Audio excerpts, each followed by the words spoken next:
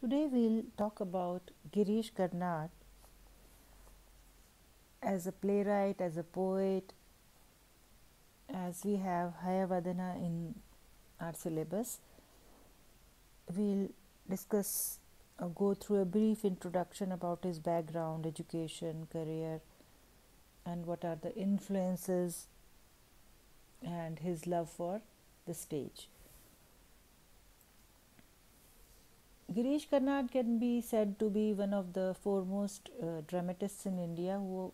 He was born on May 19th, 1938 in Mathiran, Maharashtra. He is a multifaceted personality and has earned international praise and fame as a playwright, as a poet, actor, director, critic, and translator. Though he is a Konkani by birth, his initial schooling was in Marathi. As a young man studying at Karnataka University, Dharwad, where he earned a bachelor's degree in mathematics and statistics in 1958, Karnad dreamed of earning international literary fame, but he thought he would do so by writing in English. After graduation, Karnad went to England and studied at Oxford, where he earned a Rhodes Scholarship and went on to receive a master's degree in philosophy, politics, and economics. He would eventually be in international fame as he had dreamed of, but not for his English poetry. Instead, Karnad would earn his reputation through decades of consistent literary output on his native soil. After his return to India, Karnad worked with the Oxford University Press at Chennai. He left the job in 1972 to become a full-time writer. Even before that, his first play, Yayati, which was written in Kannada, though his mother tongue was Konkani, he wrote it in 1961 and it was a hit. The play, which chronicles the adventures of mythical characters from the Mahabharata, was an instant success and was immediately translated into several Indian languages. His second play, Tughlaq, was written in 1964 and is perhaps his best known work. Hayavadana is based on transposed heads, which means it is a story by Thomas Mann. Among his other well-known works are Nagmandal, Taledanda, and the latest Odakalu Bimba, which means a heap of broken images, inspired from T.S. Eliot's poem The Waste Land. K.R.S. Iyengar has said that in all his three plays, that is Yayati, Tughlaq, and Hayavadana, be the theme historical, mythical, or legendary, Karnad's approach is modern and he deploys the conventions and motives of folk art like masks and curtains to project a world of intentions, uncertainties, and unpredictable denouements. And all his plays are conspicuous for the deft employment of irony and crisp dialogue. Now, Karnad, as he has already told, he wanted to become a poet. He has written somewhere that I wanted to be a poet, the greatest ambition in my life. But at the age of 22, I realized I would not be a poet but only a playwright. Then I almost wept. When I was about 20, I got a scholarship to go abroad. It was a very tense moment because I came from a traditional family.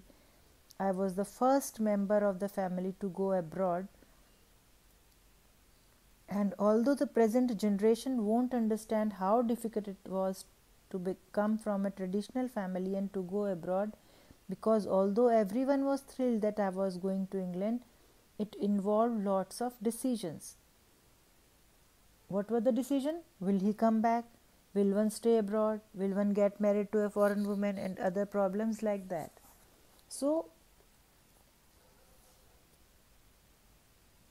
he has written that he was almost tense, and he ultimately and suddenly on the eve of his leaving to England that he had started writing, and writing a play rather than a poem, and it surprised him for three reasons. One thing was it was a play, but I just said, or he has told us that he wanted to be a poet.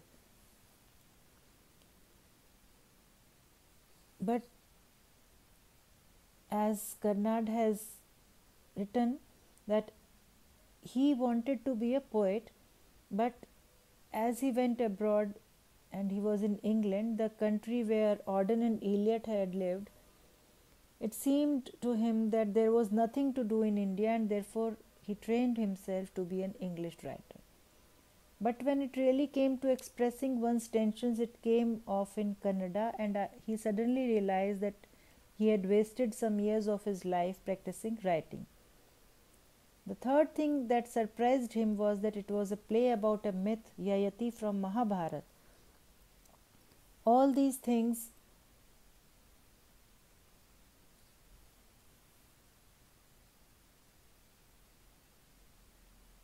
three things came as a surprise because he had said that one thought one was modern, alienated from one's background, from one's language. But ultimately, he started to write a play that was from his own roots.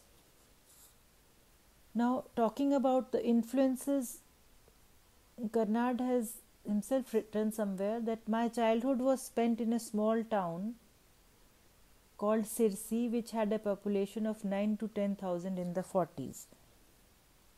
And I grew up there. Those were the last days of the 40s, the last days of the touring Natak companies in the south. Many of them were flourishing in Maharashtra in the 30s, but by the 40s, most of the touring Natak companies, the offshoots of the Parsi theatre, were coming to an end, and I was lucky enough to be young enough to see them with my father. He's writing further that there were two kinds of theatre that were going on in Sirsi. One was the finer dying shape of the dying theatre, and the other was, of course, Yakshagana, which was in those days considered a very low form of art.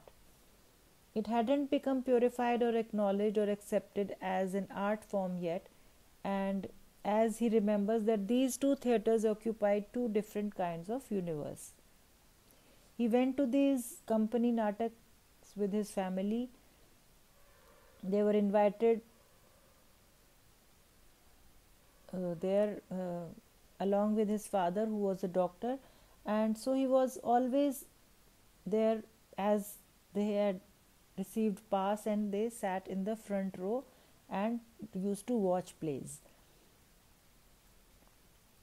To watch Yakshagana, he always went with his servants because his parents would be dead then be seen watching Yakshagana in those days. It was just considered too lowbrow, and one had to sit with the servants. So these were the influences.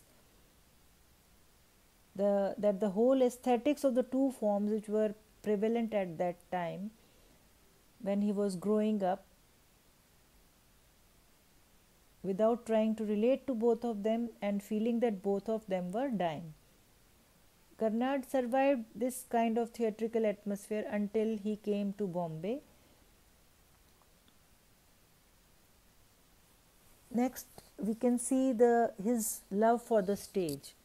An interviewer once asked him if all the world were really a stage, Karnad would still prefer to be the playwright.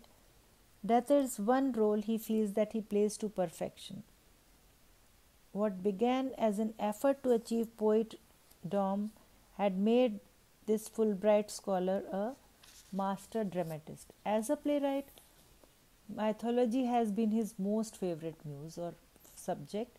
Karnad has probably provided the most genuine platform for Indian mythology by transposing folk tales and legends from epics like the Mahabharata into a modern context. Nothing rejuvenates Karnad more than the stage. He says that writing a play is like writing a love letter, transferring your emotions and tribulations to paper, letting the other, means the other person or the person on the receiving end, know of your feelings. Only in this case, the other would be the some zoo odd people.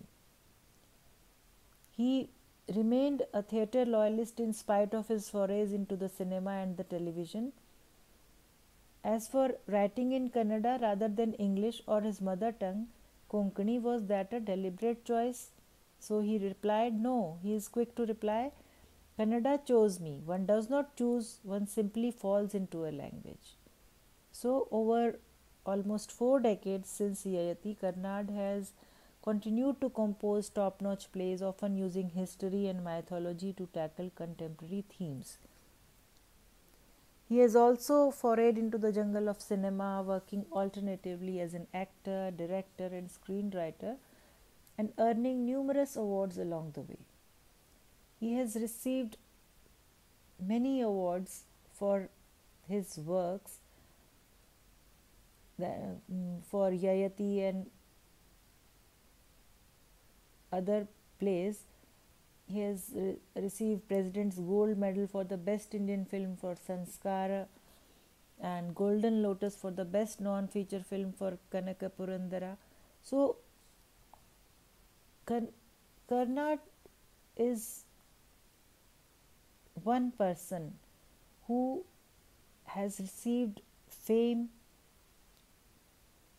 who had gone out to study or to be away from his roots, but the roots made him come back, and he had always written about the mythology or the Indian mythology, and he has transposed the folk tales and legends from epics into the common man's world.